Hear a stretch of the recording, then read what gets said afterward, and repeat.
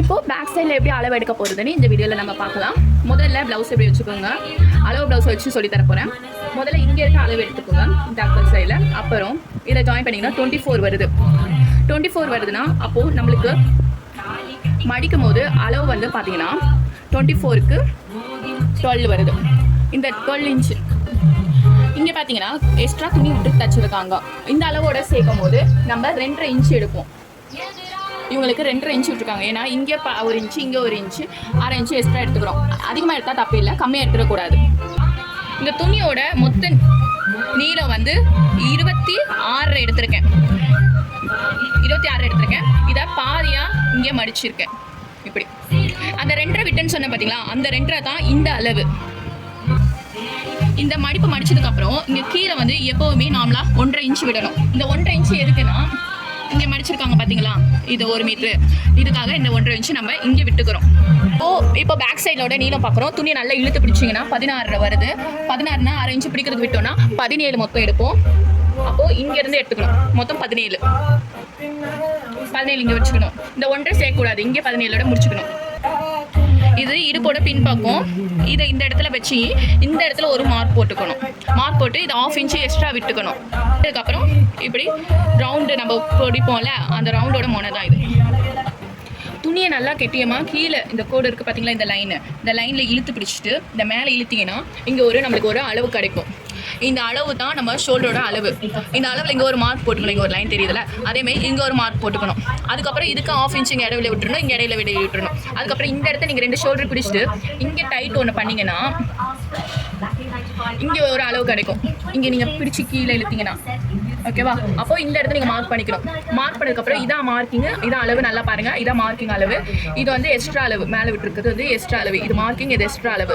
இப்போ இதை எடுத்துட்டிங்கன்னா இந்த அளவு, இந்த எக்ஸ்ட்ரா அளவு விட்டுருக்கோம்ல, இந்த இடத்துல ஒரு லைன் எடுத்து இங்கே எக்ஸ்ட்ரா ஒரு அளவு விட்டுருக்கோம்ல, நம்ம அக்கல் சைடில் எடுத்தது, இது ஒரு லைன் எடுத்திங்கன்னா இங்கே ஒரு ஜாயிண்ட் கிடைக்கும். இதில் இருந்து சரியாக 1.5 மீட்டர் நீங்கள் எடுத்துக்கணும். 1.5 மீட்டர் எடுத்து லைன் போட்டுட்டு இங்கே ஒரு வளைவு வளைச்சிடணும். இது ஹேண்டு, நம்மளுக்கு ஹேண்டுக்கு பேக் சைடு ஹேண்டு கிடச்சிச்சு. இப்போ அதே மாதிரி இப்போது இந்த இடத்துல ஒரு ஷோல்டரில் இங்கே எக்ஸ்ட்ரா அளவு விட்டுருக்கோம். இந்த அளவை நம்ம எடுத்துக்கிட்டு அதுக்கப்புறம் இந்த இடத்துல நம்ம ஒரு அளவு எடுத்தோம்ல, இந்த அளவுக்கு எக்ஸ்ட்ரா அளவு இங்கே எடுத்துருக்கோம். இந்த எக்ஸ்ட்ரா அளவோட இந்த அளவை நம்ம ஜாயின் பண்ணணும். ஜாயின் பண்ணிவிட்டு இங்கே 1 மீட்டர் அளவு எடுத்து விட்டு நம்மளுக்கு என்ன மாதிரி பேக் சைடில் கழுத்து வேணுமோ அந்த கழுத்துக்கான டிசைனை நம்ம இங்கே வரைஞ்சிக்கணும். இங்கே ரவுண்டுக்காக நான் சிம்பிளாக ரவுண்ட் டிசைன் போட்டிருக்கேன்.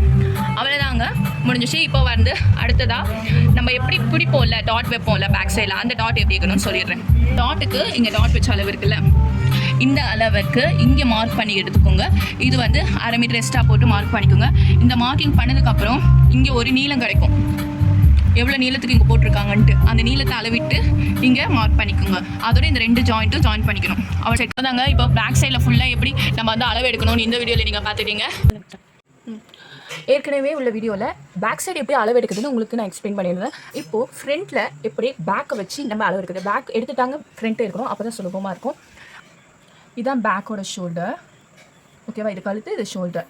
இந்த அளவை வந்து இங்கே கீழ் துணி இருக்குது பார்த்தீங்களா, இங்கே மார்க் பண்ணி வச்சுருக்கேன். இதுலேயும் அதே மாதிரி கழுத்து அளவுக்கு 1 இன்ச்சு விட்டு சர்க்கிள் ட்ரா பண்ணியிருக்கேன். இப்போ இந்த நீளம் எப்படி வந்துச்சு அப்படின்னா, இதோட நீளம் வந்து அந்த நீங்கள் என்ன அளவு ப்ளவுஸ் வச்சு தைக்க போகிறீங்களோ அந்த அளவு ப்ளவுஸ் வச்சு நீங்கள் பார்த்து எடுக்கணும். இதோட நீளம் மொத்த நீளம் வந்து 8. இப்போ இந்த கழுத்து அளவு எப்படி நான் எடுத்தேன்னா, இங்கே துணியில் கழுத்தளவு எந்த நீளத்துக்கு வருதுன்னு பார்த்துட்டு இங்கே மார்க் பண்ணி 1/2 இன்ச்சு இங்கே எக்ஸ்ட்ரா விட்டுட்டு நீங்கள் எடுத்துக்கணும். ஓகேவா. இதான் ஒரிஜினல் மார்க்கிங். இது 1/2 இன்ச்சு. ஓகே. 8.5 இந்த அளவு வந்திருக்கு. 8.5 அளவு. இந்த அளவில் நான் வந்து 1/2 இன்ச்சஸ் விட்டு இங்கே நான் மார்க் பண்ணியிருக்கேன். ஷேப் நம்மளுக்கு என்ன ஷேப் வேணுமோ அந்த ஷேப் நம்ம ட்ரா பண்ணிக்கணும். இப்போது கைப்பகுதி, இந்த பேக் கைப்பகுதியில் இங்கே ஒரு நம்ம மார்க் பண்ணியிருக்கோம்ல ஆல்ரெடி எடுக்கும் போது, இந்த மார்க்கை வச்சு நம்ம பேக்கில் இங்கே எடுத்துக்கணுங்க. எடுத்து நீங்கள் ட்ரா பண்ணிக்கோங்க அதே மாதிரி. ஓகே. இப்போ இதை வச்சு தான் நம்ம அடுத்து என்ன எடுக்க போகிறோன்னு பார்க்க போகிறோம். இது கொக்கிப்பட்டியோட அளவு. கொக்கிப்பட்டியில் ஆல்ரெடி எக்ஸ்ட்ரா 1/2 இன்ச்சு நம்ம விட்டோம்ல, அந்த 1/2 இன்ச்சு விட்டுட்டு சரியான அளவில் இதை மார்க் பண்ணி இப்போ இங்கே நம்ம மார்க் பண்ணியிருக்கோம். அதுக்கப்புறம் எக்ஸ்ட்ரா அளவு வச்சு இங்கே மார்க் பண்ணியிருக்கோம். சைஸோட நீளத்தை எப்படி நம்ம அளவு எடுக்கிறது, ஃப்ரண்ட்டுக்கும் பேக்குக்கும் வேறு அளவு. அந்த ஃப்ரண்ட் சைஸ் எப்படி எடுக்க போகுதுன்னு நான் இப்போ சொல்ல போகிறேன். இங்கே இருக்கல, இந்த ஷோல்டர் பட்டையிலிருந்து அப்படியே ஸ்ட்ரெயிட்டாக வந்தீங்கன்னா இந்த பட்டி பட்டை வச்சுருக்காங்கல்ல இந்த அளவு வைக்க பார்க்கணும். 14.5 வருது இன்ச்சஸ். 14.5னா 1 இன்ச் நம்ம அடிஷ்னல் ஆட் பண்ணிவிட்டு 15.5. இந்த ஷோல்டர் அளவிலிருந்து கீழே 15 அளவு எடுத்துக்கணும். இப்போது கைப்பட்டையோட நீளத்தை எடுக்க போகிறோம்.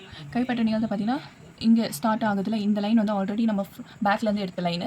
இந்த லைனோட சேர்த்திங்கன்னா இங்கே நம்மளுக்கு ஒரு அளவு கிடைக்கும் இந்த பட்டி பக்கத்தில். அதில் ஒரு 1/2 இன்ச் எடுத்துக்கணும். அந்த 1/2 இன்ச் எடுத்துக்கிட்டு ஆல்ரெடி நம்ம 15 வச்சோம்ல அந்த 15 ஜாயின் படுத்தி அதுக்கப்புறம் ஊக்குப்பட்டி சைடில் நம்ம எடுத்தோம்ல இந்த ஊக்குப்பட்டி சைடில் ஒரு ட்ரா பண்ணிக்கணும். அழகாக ஒரு ஷேப் வர மாதிரி ட்ரா பண்ணிக்கணும். இப்போது ஃப்ரண்ட் சைடில் வந்து நம்ம டாட் வைக்க போகிறோம். எப்படி வைக்கிறோம்னு சொல்கிறேன். ஃபஸ்ட்டு வந்து 3 இன்ச்சஸ் இந்த இடத்துல அளவு எடுத்துக்கோங்க. 3 இன்ச்சஸ் மார்க் பண்ணதுக்கப்புறம் இதிலேருந்து திருப்பி அகைன் 3 இன்ச்சஸ். அதுக்கப்புறம் இதோட சென்டர் பாயிண்ட்டு 1.5 இன்ச்சஸ் போட்டுட்டு இந்த சென்டர் பாயிண்ட்லேருந்து அகைன் 3 இன்ச்சஸ் எடுக்கணும். இப்போ இங்கே எடுத்த இன்ச்சஸ் இங்கே இருக்கிறது நம்ம ஜாயின் படுத்திக்கணும்.